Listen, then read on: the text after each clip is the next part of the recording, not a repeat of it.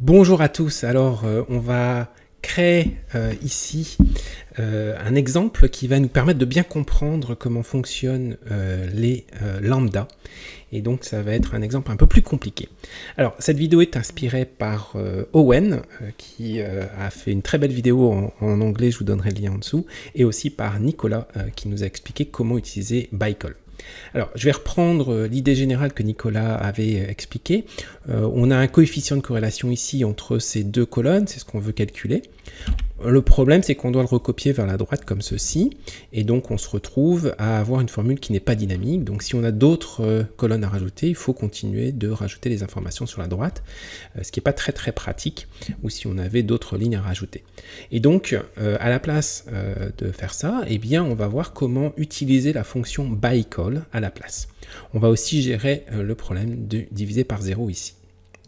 Alors, comment faire? On va y aller étape par étape. Alors, je vais enlever le si erreur ici. On va regarder ce qui se passe juste avec cette fonction-là. On a donc ici une fonction qui est une fonction ByCol, donc qui va parcourir l'ensemble des colonnes de cette plage. Et pour chacune des colonnes, on va lui appliquer une fonction lambda dans laquelle on va passer l'argument R qui est la colonne sur laquelle on est, et le coefficient de corrélation. Le coefficient de corrélation va s'appliquer à la colonne R et aussi à un décalé de cette colonne R de une colonne vers la droite, c'est-à-dire qu'on va passer de B9, B18 à C9, C18. Donc ça, c'est pour la formule générale que Nicolas avait expliquée. La beauté du système, c'est que je peux appuyer sur Entrée, et en appuyant sur Entrée, eh bien, j'ai tout calculé en une seule fois. Ici, vous voyez, il n'y a aucune formule. Si je supprime ceci, il n'y a aucune formule sur la droite. CTRL Z, je remets tout, et c'est très pratique. Pour gérer le divisé par 0, on va simplement faire si erreur, donc ça c'était la solution de Nicolas, et on va lui mettre point virgule, guillemets, Entrée. Alors, c'est là que Owen, j'ai vu sa vidéo et je me suis dit, mon Dieu, c'est excellent, on va pouvoir faire quelque chose d'encore mieux. On va créer une lambda ici qui va nous permettre de ne spécifier qu'une seule colonne et qui va calculer le coefficient de corrélation avec la colonne suivante. Comment on va faire ça? Eh bien, c'est assez simple. Une fois que ça existe, on va reprendre la lambda qu'on a là, moins une parenthèse, CTRL-C échappe, et on va la tester tout de suite.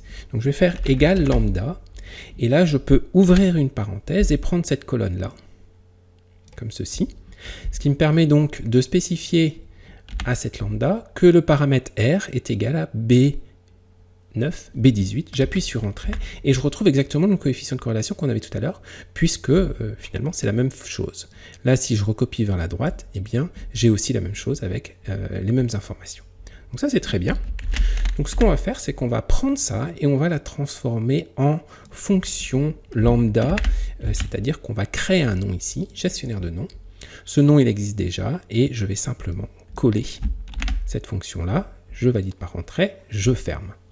Donc on a maintenant une nouvelle fonction qui s'appelle L.correl dans laquelle j'ai juste besoin de rentrer une seule colonne et ça va automatiquement mettre à jour avec la colonne qui se trouve juste à droite.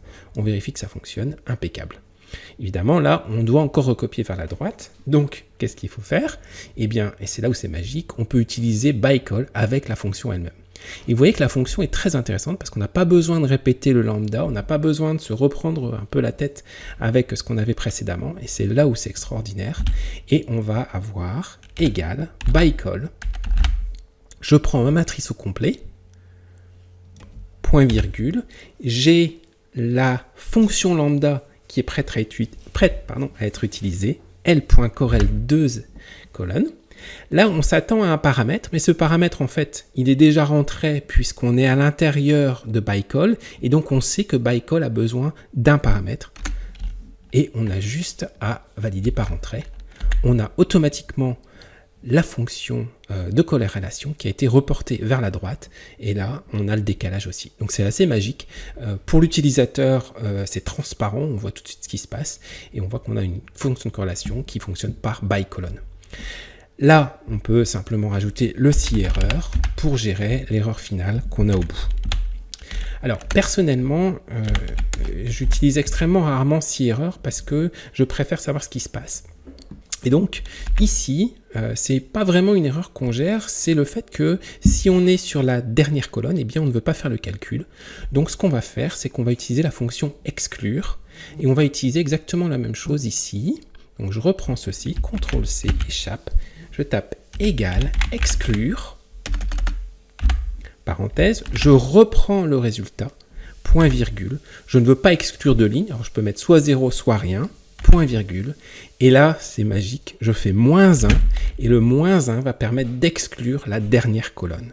J'appuie sur Entrée, et nous avons le résultat.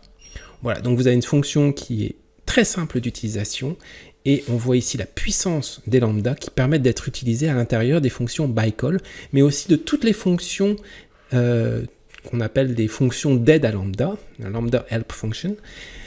Et donc on a par exemple le scan, qui lui va avoir une valeur, un tableau, la fonction. Donc lorsque vous créez la lambda, eh bien, il vous faut deux valeurs qui seront la valeur initiale et le tableau. On peut utiliser avec makeArray, la même chose, qui va être un tableau calculé en fonction de lignes et de colonnes et de la fonction. On a aussi byrow, bien sûr, etc., etc. Donc vous pouvez regarder sur internet les fonctions de lambda, je vais rajouter un lien aussi en dessous, et les fonctions d'aide à lambda, pardon, et vous amuser avec pour faire des choses assez extraordinaires. Voilà, j'espère que cette vidéo va beaucoup vous plaire et qu'elle va vous ouvrir plein de portes sur les possibilités des lambda et d'Excel. À bientôt!